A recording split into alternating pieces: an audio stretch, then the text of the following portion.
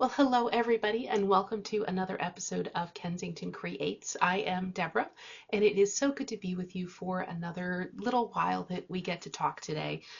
I'm filming this Thursday night. You're going to be seeing it hopefully on Friday or sometime over the weekend, but it is so nice to just see the end of a week in view and a chance to sit and relax and talk about crafting and creation and a little bit of things that are outside of the normal pace of life. So I've got some tea with me here this morning that currently is just warming my little hands. Lots of different projects to show you. I've been busy doing all kinds of things over the last couple of weeks, but if you are new, welcome to the channel, and if you're returning, welcome back. It is, as always, a pleasure to be with you. And before I launch into the kind of project parade for today, I did want to say thank you to everybody for your comments, really kind comments and feedback on my last couple of episodes, changing the name of the channel, this new direction that we're heading in, and then taking a chance on the last video, which was kind of just a little bit of something different. So I wanted to say thank you to everybody for just all of the kindness and support.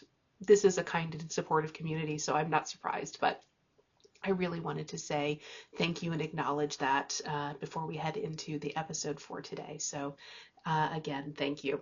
So what have I got to show you today? I do have several different fully finished cross-stitch projects, a couple of which are new for the audience, nobody has seen yet, and I have a crochet project that I'm going to show you, and I'll also talk about my yarn destash project. I've talked about decluttering, and destashing is one of the things that I am focusing on this year, so I spend some time doing that, and I have a yarn parade for you because I am preparing to make all of the crochet blankets possible. Every blanket, they're going to be made. All right, so with that, I think what I'll do is get started by showing you the cross stitch that I have gotten done in the last couple of weeks. So you will remember that I showed this piece in my 2 episodes ago. And this is for my new monthly marker series, and this is by the German designer Christiane Dahlbeck. And in each of those pieces, it is the names of the month, as well as some sort of nature or animal motif, and it is in German. And so I had showed you my finished piece, and now I have fully finished it. I did share that this was the tray that I bought, and very simple back. All I did is I just glued a little hanger on the back so that I can hang it up. I am thinking it's probably going to go right over there under my little alphabet, but you know, we'll check on it, but I think that that's where it's going to go. And I had mentioned, so let me show you what I have done. I mentioned that I specifically bought this tray because I want all 12 pieces to be able to fit in one piece and be something that I can switch out with each new month. And each of the names of the month, of course, is slightly longer or shorter than some of the others. And so I had to buy something that was big enough to fit the longest name of a month, right? Which comes, I think it's September in this case, is the longest one. And so I needed to buy something that would fit all of them. And I happened to find this tray at one of those, Marshall's, TJ Maxx, one of those kinds of places. And the dimensions worked exactly in terms of the length and the height that I needed. And so I picked it up and I figured tossing a little hanger on the back is very, very easy. And then I just went with the washer and magnet method so that I can switch things out every time. And you'll also notice that this tray is a little bit rounded in the bottoms as it heads up the edges. And essentially for simplicity's sake is I just cut out my mat board to be a rectangle. Adding in the rounded corners would have just been another step in the process and a slightly different finishing technique. So I just went with something very basic. I did the rectangular finish, and then in order to kind of fill up that little bit of extra space along the edges, I put this kind of very rustic, rough ribbon there, which I have glued in, and I glued it directly onto the tray because I figure that way I only have to use one piece of ribbon. It'll match each of the pieces rather than attaching it to the back of each of the projects. So that is my little display. And then I'm able to just insert each of them into the piece, and I have two more to show you. I've actually been stitching a little bit more, but what you'll find is I finished them very similarly. I just used this little piece of jute to kind of just cover up that line between the fabric and the linen that it was stitched on, and then I went with a very simple just piece of fabric for the other side to kind of fill out the rest of that width. And particularly for the January and February pieces, I went with a pretty subtle, not particularly eye-catching fabric. I will admit, in part because I didn't have a huge amount of fabric that matched those two pieces, but also I felt like it really fit the vibe of the piece. January and February tend to be those very slow, kind of cozy months of winter. I was talking with somebody the other day, and when winter starts in November and December, you're excited about the snow and the holidays coming up and all of these things, and then by the time you get to January and February, you're just kind of hunkered down and being cozy and thinking about spring. And so I thought that those fabrics worked really well with it. So that was my January piece, fully finished. And then I did say that I was hoping to be able to continue on to have them so that they are ready for being displayed in the months this year. And so that meant that I needed to get my February piece done at that point. With my arm injury, I wasn't able to work on it right away. But I did get my February piece done as well. So this one is one you have not seen it all yet. I really love this little guy over here, and then just a couple of flowers, that first sign of maybe some spring that is peeping out there. And again, did the same thing, the jute and a very simple fabric. And it was funny because when I first fully finished these, I looked at them and I thought, those are pretty plain. I want to do something over here to cover them up. And I came back about a half an hour later and I looked at them and I was like, actually, no, I really like the simplicity of them. So I will be perfectly happy to leave them just with this very basic finish. But one thing that I thought about for finishing maybe is another Christiane Dahlbeck piece that I showed quite some time ago. This is from her different series, and this is a seasonal set a monthly series as well. And it has this little picture frame that you can put going horizontally or vertically. And then within that frame, it comes with these neat little wooden cutouts that you can put on the edge of the frame. And then it comes with all of these little wooden pieces. I'm not going to take them out of the bag. You can insert them essentially into those little holes, and it gives you a little bit of visual interest in addition to the stitched piece as well. I have not gotten around to stitching these yet, but I was thinking I may be able to actually use those here as well, and then I can pick out a couple, and then I might have some fronds or a couple of flowers, something like that showing as well. So I haven't gotten a chance to fully try that out yet, but that's something I am thinking about. But like I said, I would also be perfectly happy to just have them very simple as well. So I do have my February piece fully done, and then once I am done filming this and showing it to you, I'm gonna put a little hole in the wall or a nail in the wall over there and get this hung up. And then my goal was to get February done, at least in February at some point, but really the goal is to actually be a month ahead so that by the time February is done, I have the next month done and ready. And so I was able to just keep working on it, and I finished my March piece as well, which means I'm actually slightly ahead of schedule. I can focus on a couple of other projects. Yes, Rachel, I'm going to work on my other project. But this is, I feel a little bit accomplished that I've gotten a little more ahead done, but this is my March piece. Obviously, you'll see this is not a subtle fabric at all. It is quite eye-catching, but not my usual style, but the moment I saw it in the store, I really loved it, and I'm glad that the colors work out so perfectly for this piece. So I think that will be really pretty and definitely getting us in that spring mood. I think by the time we get to March, it is definitely springtime. So those are my 3 cross stitch pieces that I have finished recently, and I was very happy to get to show those to you. I will have the information down below, but this is from the Christiane Dahlbeck book, A Nice Half Year, and this is I think volume 1, and there is a second one. Of course, the one thing I would say is when you get to the second half of the year, for some reason, I'm not quite sure why, rather than having the big and small letters, all of the letters are just the large size. So there's this sort of the size of the J, which also will make those pieces just a little bit bigger the second half of the year, but makes no difference. You only see one of them at a time. But it is always a pleasure to get back to working on Christiane Dahlbeck pieces.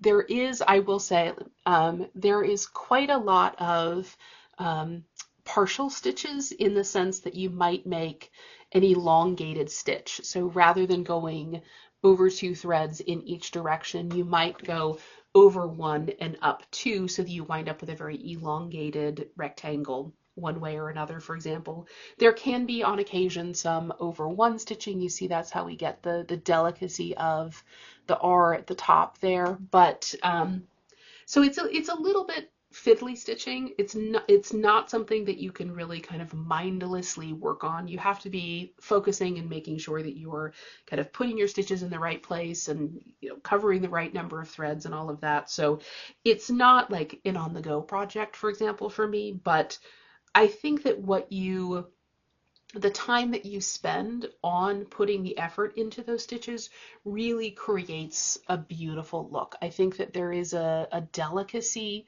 to it that you wouldn't get if you were doing full traditional X's that we see in so much other cross stitch. And so even though it's something that I have to sort of, I don't know, psych myself up for a little bit because it's not what I am used to, I think that the end result is just absolutely worth it. I love the delicacy of the style and the look that you get that you wouldn't be able to create if you were going with full stitches. So worth the effort, absolutely. All right, so that was my recent cross stitching that I've been able to finish. And then what I've been working on all kinds of things. One of the biggest project I've been working on, I'm actually not even talking about in this episode. I'm just going to save it for the next one. What is it going to be? But I have been working on, as I mentioned, some crochet and my yarn destash project. So I had mentioned that I am wanting to just really take a look at my craft supplies and some other things around the house and think about, what do I want to keep? What's taking up space that I don't need? What could I donate? What can I share? All of those things. Being more realistic about the supplies that I am keeping in the house and what I'm doing with them. And so one of the projects that I did, I think this was while my arm was still in the sling, in part because I could do something like that, was I hauled out all of my yarn and I laid it all out all over the living room, which I was realizing that it's been long enough since I have crocheted to any real degree that the cats that I rescued 4 years ago have never really been in a house that was full of yarn and crochet projects, and I wasn't sure how they were going to react to it.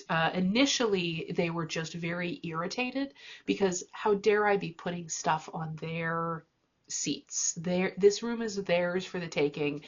How dare I be putting this? But kind of toward the end of the day, both of them were just putting out these little paws like, this could be interesting. This could be interesting. So we'll see how this goes as the project progresses. But I hauled out all of my yarn and I've been collecting yarn for quite some time. I was outpacing my purchasing even when I was stitching, but then a major part of the reason I have a lot of yarn at this point is I had signed up for a Yarn of the Month club with a particular company, and I'll show you that in a little while, but I was getting a mini skein set every month, and I actually signed up for a double set so that I would have enough yarn to work on bigger projects. And I had signed up, And it was not that long before the pandemic that I had re-signed up for this club. And initially, particularly in those early days, I kept up my subscription in part because I just thought, this is something that I can do to help somebody else. This is a small business. This is a way that I can help somebody else who may need it. And so I kind of kept my subscription up for quite some time. But that coincided with the fact that I wasn't actually crocheting very much. And so my yarn stash really proliferated. But it means I have a lot of beautiful yarn at this point. But what I did is I kind of pulled everything out, and first of all, I destashed anything that I just said, I'm just not going to stitch this. It's just not a priority. And I donated that. Hopefully somebody else will be able to enjoy it. And then with what was left, what I did is I sorted things into essentially color families. When I was crocheting before, the thing I was mostly doing at that point was making shawls, scarves, things like that. And I really love gradient yarn. I love seeing that change of color. And so I was buying a lot of things for making these shawls. And I realized, honestly, I don't actually wear shawls and scarves all that often. I never really got to a point where that was a natural part of my style, in the sense that, like, some people set their outfit for work for the day or whatever they're doing for the day, and adding some kind of handmade piece, a shawl, a scarf, anything like that, it's part of their outfit and it's something that they wear all day. And I started kind of going down that path, and it never really became something that I picked up regularly. And so I kept thinking, I have all these patterns for shawls. I'm like, I'm not even using the couple that I have made. They're beautiful, but I'm really not using them. And particularly this year, what I learned is, honestly, for those kinds of things, I just want very utilitarian items. If I'm putting on a shawl or a scarf or a cowl, I'm doing it because I'm trying to keep my neck warm while I am outside, and then when I get inside, I take it off. And so the piece that I have actually been wearing pretty much all winter is this just very basic linen stitch cowl. You just pull it on over your neck. It keeps you warm right there where your coat comes together. And I love it. It is so soft. I picked up this yarn. I don't know what this yarn is. If anybody wants, I can let you know what this yarn is. But I made this a couple of years ago, and I love it. It's the piece that I keep pulling out all the time. And so I decided there was one other bulky weight yarn that I bought. I bought this last winter, and I intended to make myself a blue shawl because I have either like black coats, or I have sort of blue olive coats, and so I wanted something that would go with those other coats. So I picked up this bulky weight yarn, and I just wanted to make essentially another one of those. And so I decided that, honestly, once this one was done, I don't really feel the need to make any more shawls or scarves or anything like that. I've got a good set of basics. I have like 3 hats that I really like and rotate through. I don't need to keep making those items. And so I said, well, what else am I going to do with my yarn?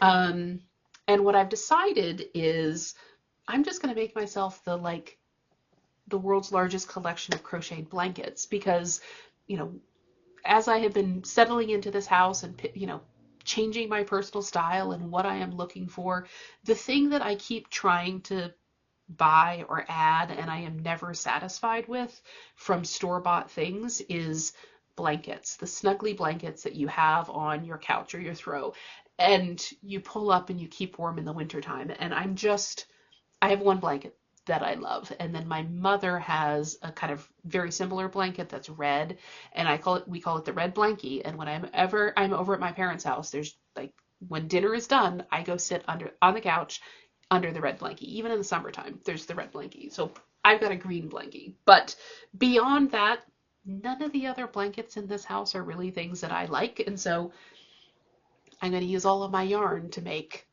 as many blankets as I can until I get sick of them, or maybe then I'll just keep making them and I'll give them away. But anyway, all of which is to say, I sorted all of my yarn into these color families with which to make all of these many, many blankets. And I will show you the yarn in just a second, but one of the things that about my crochet is I'm not interested in making intricate patterns. I'm not interested in something that I have to sit there and be constantly looking at the pattern. And is this the treble crochet? Is this a double crochet? Am I doing a cluster? Am I doing a shell? Like, I enjoy those to a degree, but I'm not looking to make something that is technically amazing. I am looking for something that is very pragmatic in terms of use, that I don't have to constantly be pulling up and readjusting, and is just very simple. And I also like it because I'm usually watching TV or listening to an audiobook. I'm doing this at the end of the day when I'm relaxing, and so I want something repetitious. I want a pattern that I can just, once you get going, you just keep working on it. And that's what this one is. This is the linen or moss stitch. This is my favorite stitch. It's extremely simple. I think it's very attractive.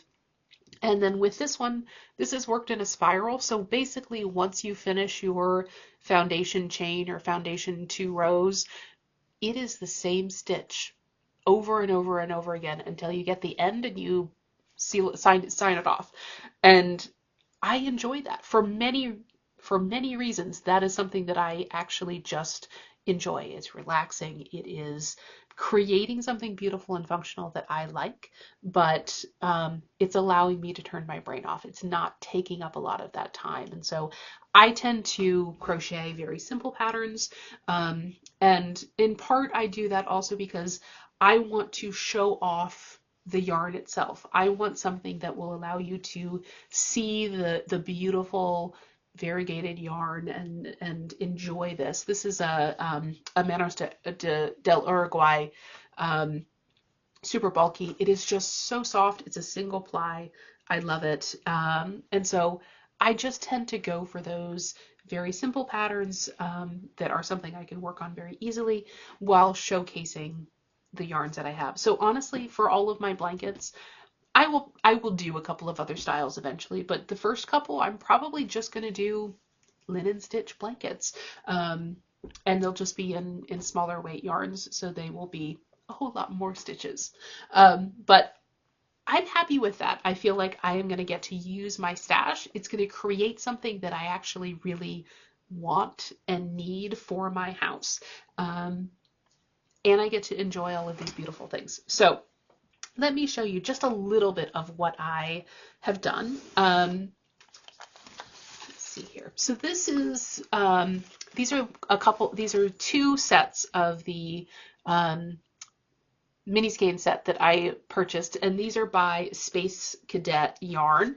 I learned that they have very recently stopped producing yarn, so you may still be able to get it on a Destash site like Ravelry or something like that, but they are no longer selling yarn. But they produced for many years this Gradient of the Month Club, and so you would get one set of 5 mini skeins, and they would dye them on different bases, so you would get slightly different yarns. If you look closely, you'll see that these gold yarns are different than the blue yarns.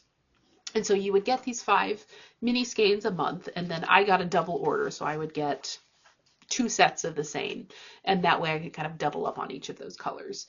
And it was done so that if you were a part of the club, you could actually, there would be a color progression from month to month. And so it would very gradually go from green to blue, blue to purple, purple to, and so you would go through that. And so if you wanted to, you could link together each of these months, which many people did. There were all kinds of projects like that. But these were from not right next to each other, but my snuggery, the room where I craft and I have my TV and some things like that, has a lot of blue and gold in it. And so what I'm planning to do is I'm going to use, you know, one set of the blue, one set of the gold, and I'm going to make myself a little throw. I have two big cozy chairs in there, and so I'm just going to make myself kind of a long skinny throw that will go over the back of each of those chairs. And then if I want to, I can have both sides with the blue facing out or the gold one way or another.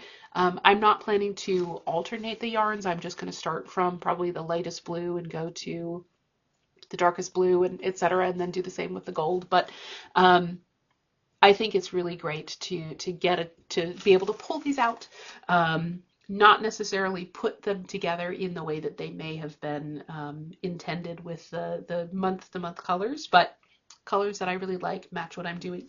And then what you'll see that I did is, as I was working on it, I just took some ribbon and I grouped together the sets of yarn that I said, okay, these are going to go together. Here's the mental project that I am going to set them for. So this way, when I get back to actually working on some of these sets at what point in the future when I get to them, I won't have to remember and I won't have to be like, was I going to put these together? You know, and so very basic way to just keep it together. So that is just one of the sets that I'm going to start on, that kind of linen stitch blanket at some point. This will probably be the first one that I start. And then I just kept doing that with some of my other yarns. This is a company, this is also one that several of my rooms have some colors in common. So my living room, the proper living room, has a lot of blue and gold in it, but it also has a lot of green. So this will be a blanket that I can put in that room. But honestly, if you take it over to the snuggery, it's going to match just as well over there. And this is a company called Lavender Moon. They changed their name maybe 2 years ago, I want to say. And it used to be this Kingdom Works. And this is a Connecticut dyer, which is how I got onto them. But just another fingering weight yarn, another probably just kind of a small throw that I'll put together.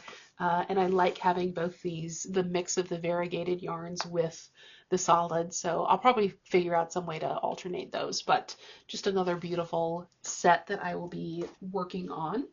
Let's see, I think it was maybe about 2 years ago at this point, Forbidden Fiber had a kind of a mystery set, and rather than buying the cross stitch set, I bought the yarn set instead, and it was Clue themed, and so it was a mystery crochet along, which I did not do at the time, but it came with the pattern, and then you got one full skein of yarn that has all of these different colors in it, and then you also got a whole series of mini skeins, and they are based on something from the game of Clue. So this one, this kind of gray, is called Revolver. The purple one is Professor Plum, of course, and so you have a whole series of mini skeins, and so I will also be working on that piece. This one will be another one that can go several different places in the house. So really beautiful colors. Despite the fact that they take longer, I really like those smaller weight yarns, so fingering and lace weight yarns. So those will be fun to work on. Let's see, just a couple others to show you. This is one that another bundle that I put together from several different places. This yarn, I just have one mini skein of this, and this is something that I purchased at Old Sturbridge Village in Massachusetts, and this is dyed using natural ingredients, and then also is from wool that was taken from their sheep and turned into yarn. This kind of burgundy mauve color is a yarn that I got at an alpaca farm when I was in Quebec a little over a year ago. Same thing, harvested from their alpacas there, dyed on site, I believe. So I really enjoy that. And then this is a little mini skein set with all kinds of different colors, just beautiful things. And this is by Blue Sky Fibers, and they put together these kind of mini skein, mini hank sets. And so I think this one is going to be, this one will go really, really well in my bedroom, for example. So I think even though they are different dyers, slightly different weights of yarn, although I think they're pretty close, I think that will be a great way to use up those yarns. And I've got this set. I've only been to a wool festival once. I went to Rhinebeck, which is one of the wool festivals, which is in upstate New York. And I went to that, I think the fall before COVID started. Spent a lot of time wandering around and looking at yarns. And I picked up this set when I was there. And this is a Miss Babs yarn. It's called Visiting Venice, and it's another mini skein set. I really like mini skeins. I like gradients because I love seeing the color changes. So I had picked this one up, and this is going to go great in my bedroom as well. So I definitely have some of those colors. So that one will be a project for the future. I got another one here. This is another Lavender Moon set. These were definitely intended for like a sock, which I keep saying at some point I will at least learn how to. I know how to knit very basically. I did it a very long time ago, but I keep saying, oh, I'll at least learn how to make socks. We'll see. But just a couple others that I put together, and these will just be really cute little kind of throws or something like that, I think is what it is. So I really enjoyed kind of that little tour back through my stash and thinking about what it is that is not only a craft that I will enjoy, a project that I will enjoy, but a way to kind of get through some of these things and be really useful and handy in my house. You know, you get to, I think, a point where you're just like, I want things in my house that I love, that I feel a particular connection to, not just things that I bought to fill up a space or to serve a purpose. I've been thinking about that a lot recently and kind of moving into that phase. So I think this is going to be something I really enjoy and revel in as I get to do that. So now that I've gotten my little second cowl done and I can keep my little neck warm when I go outside again, I think I'll probably be turning to getting started on at least one of these blankets. You know, in the same way that you have to kit up a cross stitch project, you also have to prepare your yarn. And, you know, the one thing that's sort of annoying about mini skeins is it's even more skeins that you have to turn into cakes. But I'll sit down and do that. I had to hunt and find my Swift and ball winder. I was pretty sure I knew where my Swift was because it's the Amish style, so it's just the little crossbars. You can disassemble it very easily, but my ball winder, I had to look all over to find that thing. I did, but it was a little bit like, it's been a while. Where is that in the house here? So I'm going to just check my notes real quick. Was there anything that I forgot to do? Yeah, no, I think that's it. It's just a chance to kind of sit and revel in various different crafts over the last month or so, enjoying what I have been working on. So I hope this was an enjoyable episode, that you got some inspiration, kept you company while you were doing some of your own crafting or creation. And I will be back with you in 2 weeks for another episode. So have a wonderful couple weeks, and I'll see you soon, everybody. Bye.